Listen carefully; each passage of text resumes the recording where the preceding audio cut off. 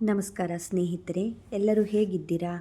ಎಲ್ಲರೂ ಚೆನ್ನಾಗಿದ್ದೀರಾ ಅಂದ್ಕೋತೀನಿ. ನಾನು ತುಂಬ ದಿನಗಳ ನಂತರ ಮತ್ತೆ ವಾಪಸ್ ಬಂದಿದ್ದೇನೆ. ಕೆಲವು ಕಾರಣಾಂತರಗಳಿಂದ ನನಗೆ ವಿಡಿಯೋ ಮಾಡಿ ಹಾಕಲಿಕ್ಕಾಗಲಿಲ್ಲ ದೇವ್ರ ಬಗ್ಗೆ ಎಲ್ಲ. ಸ್ವಲ್ಪ ಮನೆ ಬದಿಗೆ ಸಮಸ್ಯೆ ಇದ್ದಿದ್ದಕ್ಕಾಗಿ ಅದಕ್ಕೆ ಮತ್ತೆ ಇವಾಗ ವಾಪಸ್ ಬಂದಿದ್ದೇನೆ ನಾನು. ನಿಮ್ಮೆಲ್ಲರಿಗೂ, ನನ್ನ ವ್ಯೂವರ್ಸ್ಗೆ ಎಲ್ಲರಿಗೂ ನಿಮಗೆ ಧನ್ಯವಾದಗಳು. ಯಾರ್ಯಾರು ಸಬ್ಸ್ಕ್ರೈಬ್ ಮಾಡಲಿಲ್ಲ ನನ್ನ ಚಾನಲನ್ನು ಸಬ್ಸ್ಕ್ರೈಬ್ ಮಾಡ್ಕೊಳ್ಳಿ. ಮುಂದೆ ದೇವ್ರ ಬಗ್ಗೆ ಹೀಗೆ ತಿಳಿಸ್ಕೊಡ್ತಾ ಹೋಗ್ತೀನಿ. ನಿಮಗೆ ನಿನ್ನೆಯಿಂದ ಗೊತ್ತಿರಬೇಕು ಎಲ್ಲರಿಗೂ, ನಿನ್ನೆಯಿಂದ ಚಾತುರ್ಮಾಸ ಪ್ರಾರಂಭವಾಗಿದೆ.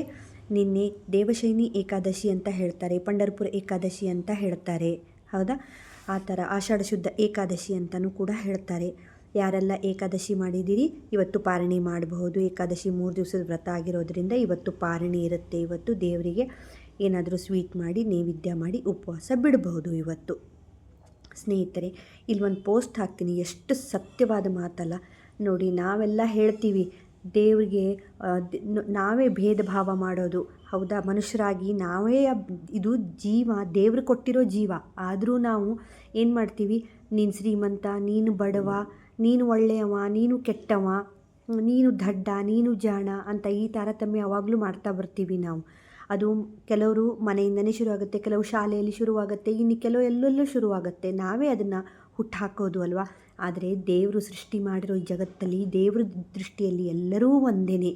ದೇವರಿಗೆ ಬಡವ, ಶ್ರೀಮಂತ, ದಡ್ಡ, ಜಾಣ ಅಥವಾ ಇವ ಕೀಳು, ಇವ ಮೇಲು ಅನ್ನೋದು ಏನೂ ಇರೋದಿಲ್ಲ ದೇವರಿಗೆ. ದೇವರು ಎಲ್ಲರನ್ನೂ ಒಂದೇ ರೀತಿಯಾಗಿ ತನ್ನ ಮಕ್ಕಳಂತೆ ನೋಡ್ತಾನೆ. ದೇವರಿಗೆ ಮುಖ್ಯವಾದದ್ದು ಏನು ಅಂದರೆ ಭಕ್ತಿ. ದೇವರಿಗೆ ಮುಖ್ಯವಾಗಿ ಬೇಕಾಗಿದ್ದು ಭಕ್ತಿ.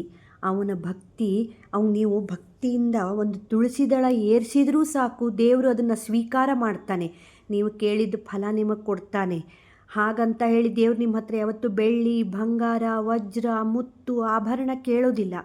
ಭಕ್ತಿಯಿಂದ, ನಿಸ್ವಾರ್ಥ ಸೇವೆಯಿಂದ, ನಿಸ್ವಾರ್ಥ ಮನಸ್ಸಿನಿಂದ ನೀವು ಅಂತಃಕರಣದಿಂದ ಭಗವಂತ ನನ್ನ ಹತ್ರ ಇರೋದಿಷ್ಟೇ ಅಪ್ಪ, ಇದನ್ನೇ ಸ್ವೀಕರಿಸೋ ತಂದೆ ಅಂತ ಹೇಳಿ ಭಕ್ತಿಯಿಂದ ಒಂದು ತುಳಸಿ ದಳನು ಪ್ರೀತಿಯಿಂದ ಏರಿಸಿದರೂ ಭಗವಂತ ಅದನ್ನು ಪ್ರೀತಿಯಿಂದ ಸ್ವೀಕಾರ ಮಾಡ್ತಾನೆ, ಅಂತಃಕರಣದಿಂದ ಸ್ವೀಕಾರ ಮಾಡ್ತಾನೆ. ಅದನ್ನು ಭಗವಂತ ಭಗವಂತ ಮಾತ್ಸರ್ಯ ತೋರೋದಿಲ್ಲ. ಭಗವಂತ ಯಾವತ್ತೂ ಭೇದ ಭಾವ ಮಾಡೋದಿಲ್ಲ. ಭಗವಂತನಿಗೆ ಮುಖ್ಯವಾದದ್ದು ಭಕ್ತಿ ಎಂಬ ಹೂವು, ಭಕ್ತಿ ಎಂಬ ಅಮೃತ. ಅವಂಗದು ಒಂದೇ ಅವನು ನೋಡೋದು. ನೀವು ಒಂದು ಕತೆ ಹೇಳ್ತೀನಿ ನೋಡಿ ಸ್ನೇಹಿತರೆ. ಹಳೆ ಕಾಲದಲ್ಲಿ ನನ್ನ ಅಮ್ಮ ಹೇಳ್ತಿದ್ರು ಈ ಕಥೆನ. ಹಳೆ ಕಾಲದಲ್ಲಿ ಒಂದೇ ಮನೆಯಲ್ಲಿ ಇಬ್ಬರು ಅಕ್ಕ ತಂಗಿ ಇದ್ರಂತೆ. ಅವರು ಬೇರೆ ಆದ್ರಂತೆ. ಬೇರೆ ಆಗಿದ್ದಕ್ಕೆ ಅವಳ ಗಂಡ ಕುಡುಕ, ತಂಗಿ ಗಂಡ ಕುಡುಕ, ದಿನನಿತ್ಯನೂ ಕುಡಿದು ಬಂದು ಹೊಡೆಯೋದು, ಇದ್ದ ಆಸ್ತಿ ಎಲ್ಲ ಮಾರಿ ಸಿಕ್ಕಾಪಟ್ಟೆ ಬಡವರಾದ್ರಂತೆ. ಹಾಗಂತ ಹೇಳಿ ಅಕ್ಕನ ಗಂಡ ಒಳ್ಳೆಯವ ಅಂದರೆ ಅವು ಕುಡಿಯೋ ಚಟ ಎಲ್ಲ ಇರಲಿಲ್ಲ, ಮಾಡಲಿಲ್ಲ ಅವನಿಗೆ. ತಾನು ಮಾತ್ರ ಎಲ್ಲ ಆಸ್ತಿ ಎಲ್ಲ ಇಟ್ಕೊಂಡು ಮಾಡಿಕೊಂಡು, ಒಂದಕ್ಕೆರಡು ಮಾಡಿಕೊಂಡು ಬೆಳೆಸ್ಕೊಂಡು ಕಾಲಹರಣ ಮಾಡಿಕೊಂಡು ಆರಾಮಾಗಿದ್ದರಂತೆ ಅವ್ರ ಮನೇಲಿ. ಒಂದು ದಿವಸ ಆಷಾಢ ಮಾಸದ ಮಹಾಲಕ್ಷ್ಮಿ ಪೂಜೆ ಬಂತಂತೆ.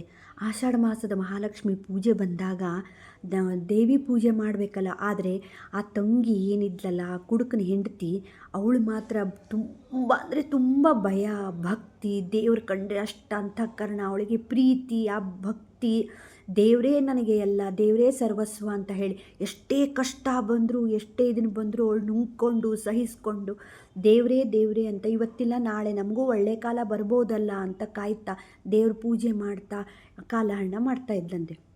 ಹೀಗಿರಬೇಕಾದ್ರೆ ಒಂದು ಶ್ರಾವಣ ಮಾಸ ಶುಕ್ರವಾರ ದಿವಸ ಲಕ್ಷ್ಮೀ ಪೂಜೆ ಮಾಡಬೇಕು ಅಂತ ಹೇಳಿ ಮನಸ್ಸಿಗೆ ಬಂದಾಗ ಅವಳು ತನ್ನ ಹತ್ರ ಏನಿತ್ತೋ ಅದರಲ್ಲೇ ಪೂಜೆ ಮಾಡಿದ್ಲಂತೆ.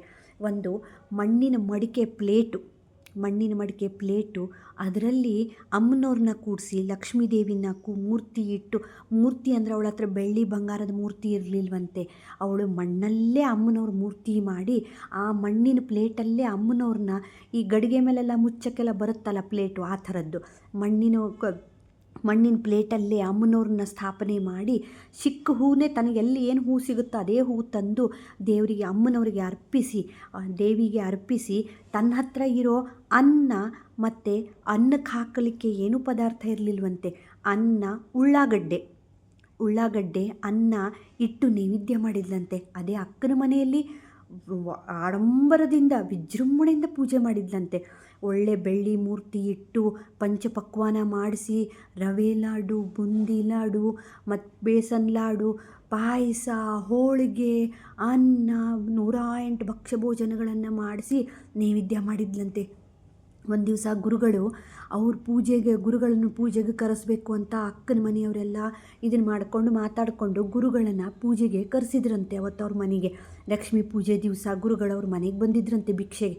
ಬಂದಾಗ ಅಲ್ಲಿ ಕುತ್ಕೊಂಡು ನೋಡ್ತಾರಂತೆ ಇವಳು ಮತ್ತು ಒಳ್ಳೆದು ಬೆಳ್ಳಿ ಪೀಠದ ಮೇಲೆ ಅಮ್ಮನವರು ಒಳ್ಳೆ ಆಡಂಬರದಿಂದ ಪೂಜೆ. ಆದರೆ ಭಕ್ತಿ ಕಡಿಮೆ ಇತ್ತಂತೆ. ಅಲ್ಲಿ ಭಕ್ತಿ ಎಂಬ ಹೂವು ಇರಲಿಲ್ಲ, ಭಕ್ತಿ ಎಂಬ ಭಕ್ಷ್ಯಭೋಜ ಇರಲಿಲ್ಲ, ಅಂತಃಕರಣ ಎಂಬ ಪ್ರೀತಿ, ಅಂತಃಕರಣ ಎಂಬ ಅಭಿಷೇಕ ಇರಲಿಲ್ಲ ಅಮ್ಮನವರಿಗೆ. ಒಳ್ಳೆ ಆಡಂಬರದಿಂದ ವಿಜೃಂಭಣೆಯಿಂದ ಪೂಜೆ ಮಾಡಿದ್ಲವಳು. ಆದರೆ ಏನು ಪ್ರಯೋಜನ, ಭಕ್ತಿ ಇರಲಿಲ್ಲ ಅಲ್ಲಿ. ಅದೇ ತಂಗಿ ಮನೆಯಲ್ಲಿ ಏನೂ ಇರಲಿಲ್ಲ ಅವಳ ಹತ್ರ. ಆದರೆ ಅವಳ ಹತ್ರ ಭಕ್ತಿ ಎಂಬ ಪಾಯಸ ಇತ್ತು, ಪ್ರೀತಿ ಅಂತಃಕರಣ ಎಂಬ ಪೂಜೆ ಇತ್ತು ಅವಳ ಹತ್ರ, ಪ್ರೀತಿ ಅಂತಃಕರಣ ಭಕ್ತಿ ಎಂಬ ಹೂವು ಇತ್ತು ಅವಳ ಹತ್ರ. ಅದಕ್ಕಾಗಿ ಗುರುಗಳು ಬಂದು ಕುತ್ಕೊಂಡವರು ನೋಡಿದ್ರಂತೆ, ಸೂಕ್ಷ್ಮವಾಗಿ ಗಮನಿಸಿದ್ರಂತೆ. ಅಲ್ಲಿ ಅಮ್ಮನವರು ಆ ತಂಗಿ ಏನು ಪ್ಲೇಟಲ್ಲಿ ಅಮ್ಮನವ್ರನ್ನಿಟ್ಟು ಪೂಜೆ ಮಾಡಿದ್ಲಲ್ಲ, ಆ ಪ್ಲೇಟಲ್ಲಿ ಬಂದು ಅಮ್ಮನವ್ರು ಕೂತ್ಕೊಂಡಿದ್ರಂತೆ. ಆದರೆ ಇವಳ ಮನೆಯಲ್ಲಿ, ಇಲ್ಲಿ ಅಕ್ಕನ ಮನೆಯಲ್ಲಿ ವಿಜೃಂಭಣೆಯಿಂದ ಪೂಜೆ ಮಾಡಿದ್ರು, ಬರಲಿಲ್ವಂತೆ. ಆಗ ಗುರುಗಳು ಸೂಕ್ಷ್ಮ ದೃಷ್ಟಿಯಿಂದ ಇದರಿಂದ ಮಾತಾಡ್ತಾರಂತೆ ಅಮ್ಮನವ್ರ ಸಂತಿಗೆ. ಯಾಕೆ ನೀನು ಇಲ್ಲಿ ಬರೋದಿಲ್ಲ, ಅಲ್ಲಿ ಹೋದೆ ನೀನು, ಇಷ್ಟೆಲ್ಲ ನಿನಗೋಸ್ಕರ ಇಲ್ಲಿ ಪೂಜೆ ಮಾಡಿ, ಇಷ್ಟೆಲ್ಲ ನಿನಗೋಸ್ಕರ ಇದನ್ನು ಮಾಡಿದ್ದಾರೆ ಅವರು, ಯಾಕೆ ಅಮ್ಮ ಅಂತ ಕೇಳಿದಾಗ, ಅಲ್ಲಿ ಭಕ್ತಿ ಎಂಬ ಹೂವು ನನಗಿಲ್ಲ, ಅಲ್ಲಿ ಪ್ರೀತಿ ಅಂತಃಕರಣ ನನಗೋಸ್ಕರ ಅಂತ ಒಂದು ಭಕ್ತಿಯಿಂದ ಒಂದು ತುಳಸಿ ದಳನೂ ಅವ್ರು ನನಗೆ ಏರಿಸಲಿಲ್ಲ, ಒಂದು ಭಕ್ತಿಯಿಂದ ಹೂವು ಏರಿಸಲಿಲ್ಲ. ಜನರಿಗೆ ತೋರಿಕೆಗೋಸ್ಕರ ಇಷ್ಟೊಂದು ತಮ್ಮ ಹತ್ರ ಇದೆ ಅಂತ ಹೇಳೋಗೋಸ್ಕರ ವಿಜೃಂಭಣೆಯಿಂದ ಪೂಜೆ ಮಾಡಿದ್ದಾರೇನೋ ಹೌದು, ಭಕ್ಷ್ಯ ಭೋಜನಗಳ ನೈವೇದ್ಯ ಮಾಡಿದ್ದೇನೋ ಹೌದು, ಆದರೆ ಅಲ್ಲಿ ಭಕ್ತಿನೇ ಇಲ್ಲ. ಅವರು ತೋರಿಕೆಗೋಸ್ಕರ, ಜನರಿಗೆ ತೋರಿಸೋಗೋಸ್ಕರ ತನ್ನ ಹತ್ರ ಇಷ್ಟ ಇದೆ ಅಂತ ಹೇಳಿ ಪೂಜೆ ಮಾಡಿದ್ದೇ ವಿನಃ ನನ್ನನ್ನು ಭಕ್ತಿಯಿಂದ ಅವ್ರು ಕರೀಲಿಲ್ಲ ಅಂತ ಹೇಳಿದ್ರಂತೆ ಅಮ್ಮನವರು.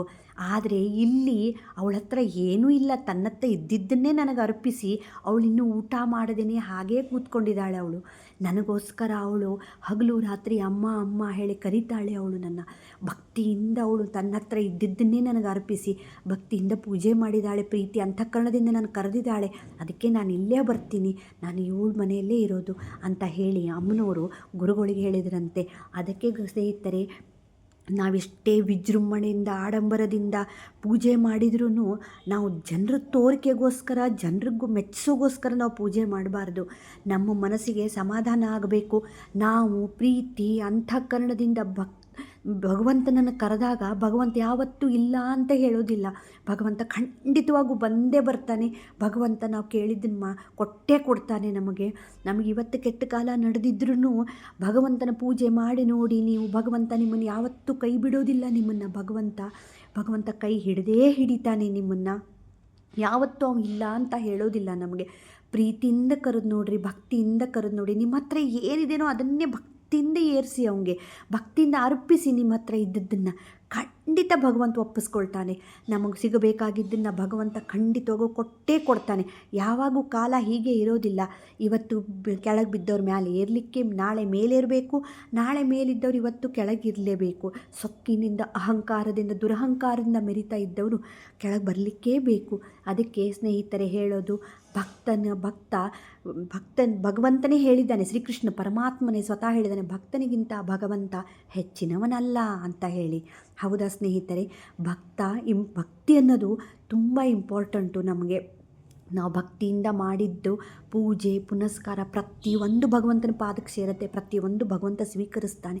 ನಮ್ಮ ಹತ್ರ ಏನಿದೆನೋ ಅದನ್ನೇ ಭಕ್ತಿಯಿಂದ ಅರ್ಪಣೆ ಮಾಡಿ, ಡೆಫಿನೆಟ್ಲಿ ಖಂಡಿತವಾಗಿಯೂ ಭಗವಂತ ಒಪ್ಪಿಸ್ಕೊಳ್ತಾನೆ. ಮತ್ತು ನಾವೇನು ಕೇಳ್ಕೊತೀವೋ ಆ ಕೆಲಸ ನಮಗೆ ಮಾಡಿಕೊಡ್ತಾನೆ ಭಗವಂತ ಅಂತ ಹೇಳ್ತಾ ಒಂದು ಪೋಸ್ಟ್ ಹಾಕ್ತೀನಿ ನೋಡಿ ಸ್ನೇಹಿತರೆ, ಅದ್ರ ಬಗ್ಗೆ ಥ್ಯಾಂಕ್ ಯು.